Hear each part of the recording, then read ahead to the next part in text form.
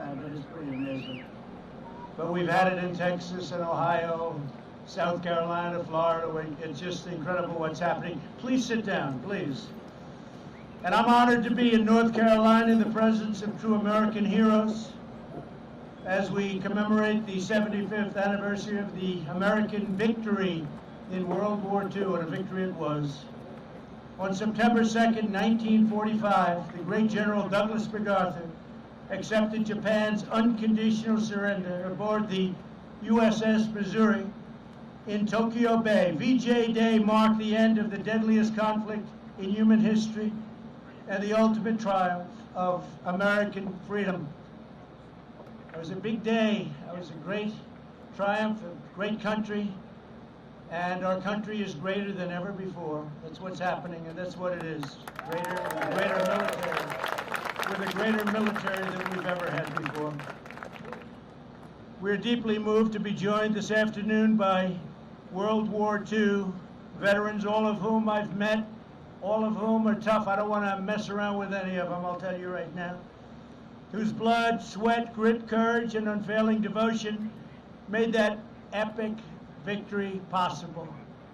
These brave Americans raced into the fires of hell to vanquish tyranny, dethrone fascism, and defend the American way of life.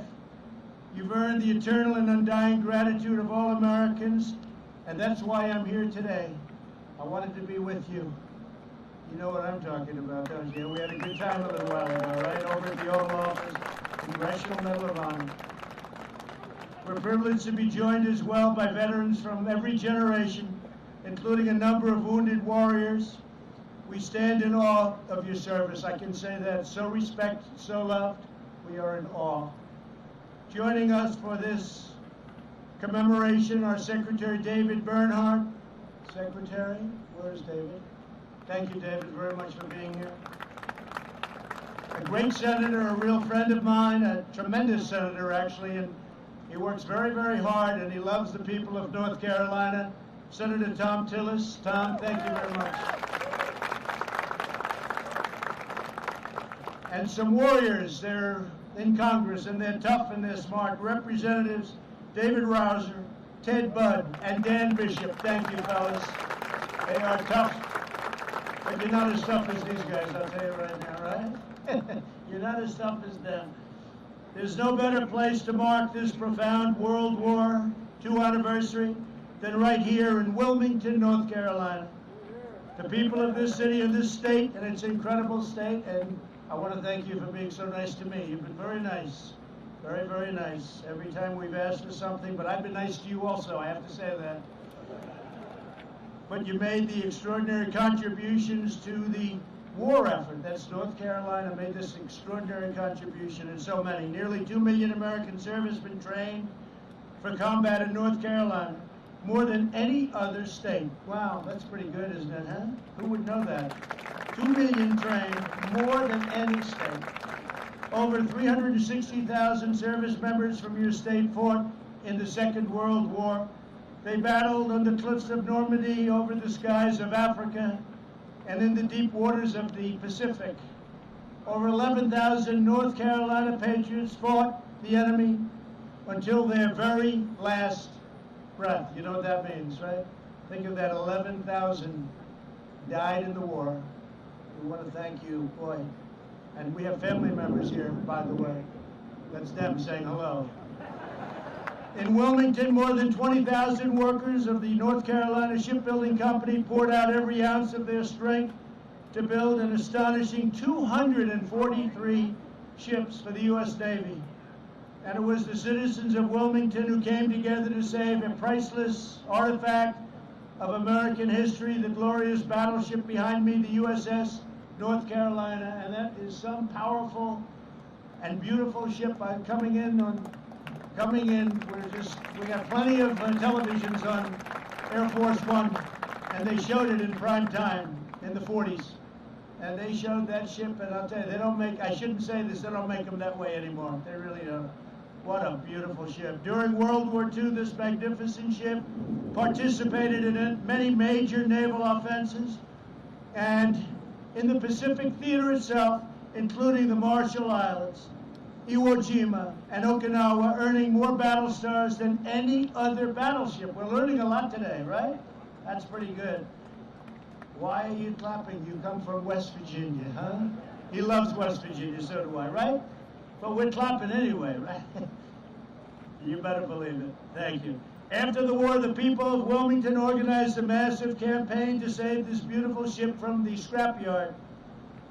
They preserved it as a memorial to the gallant deeds of American sailors, a monument to the American workers that built it, and an enduring symbol of American greatness. Now more than 200,000 people visit the site each year to learn the history and the heroism that defines our nation. This afternoon, my administration is formally recognizing the city's exceptional contributions to victory in the Second World War. It is my tremendous honor to officially designate Wilmington, North Carolina, as our nation's very first World War II heritage city. That's a big deal. Our nation's very first, Wilmington. Congratulations to you all.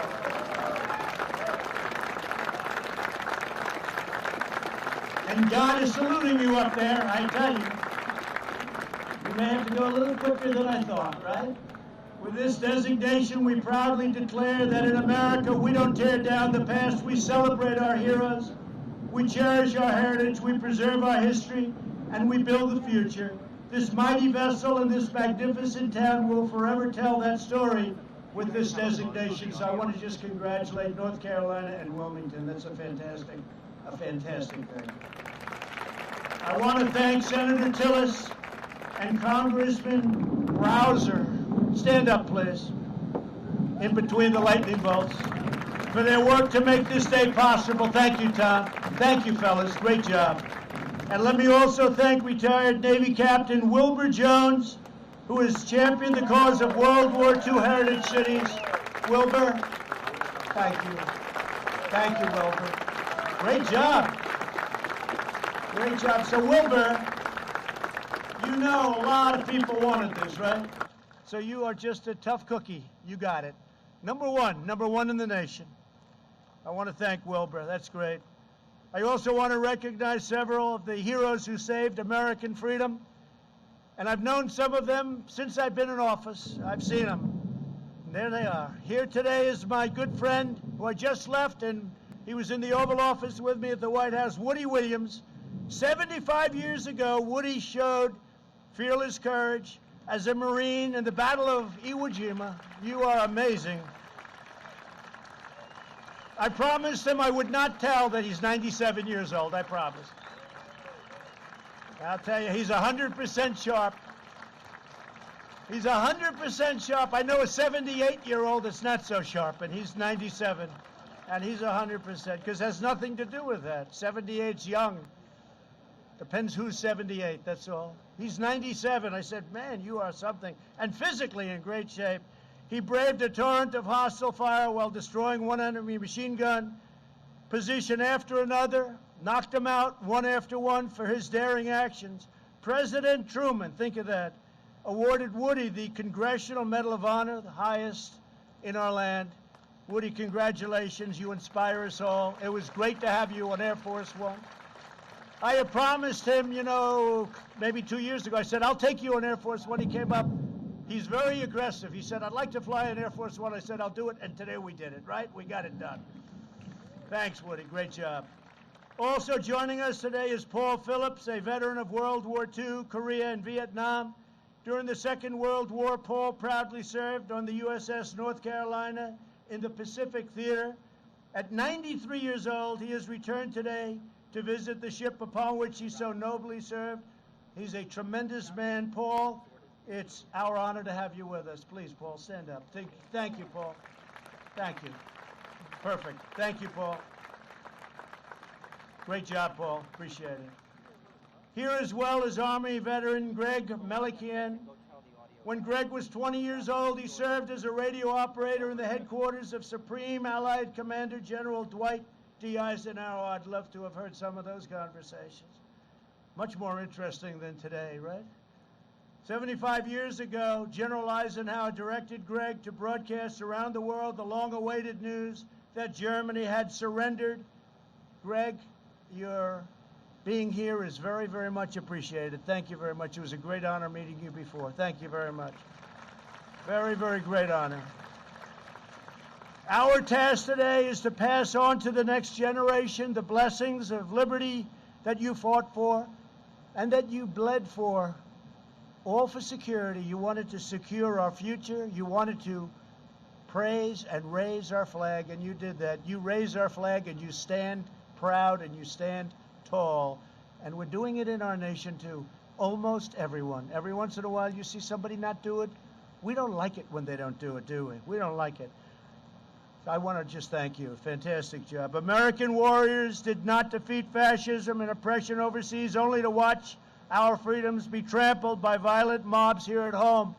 We stopped those violent mobs very easily. All they have to do is say, please come in, Mr. President. We'll have it done in 1 hour. Please come in. It's one of the great, to me, just incredible that they don't immediately, they just, as you know, at Portland, the mayor last night, he was raided. His home was raided. He was thrown out of his home. And then he'll stand up and he'll fight for these people. These people only know one thing, and that's strength. That's all they know, strength. And we have strength. For the sake of all Americans, we must uphold the rule of law and defend the American dream for every child in our land. We must teach our children that America is the land of heroes like you. You're heroes. You know that, right, Woody? You're heroes. You're great, great men. Great men. Better believe it.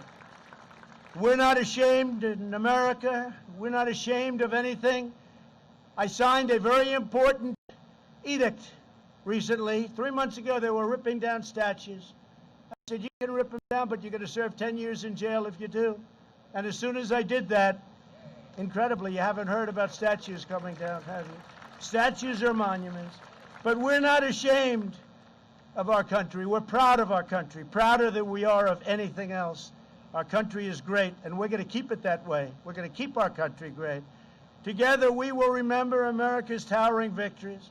We will recognize America's outstanding virtues, and we will pay tribute to the heroes who keep us safe, strong, proud, and free. And I also, in addition to our wonderful, brilliant military, I want to thank law enforcement, because the law enforcement, without them, we're not here today very well.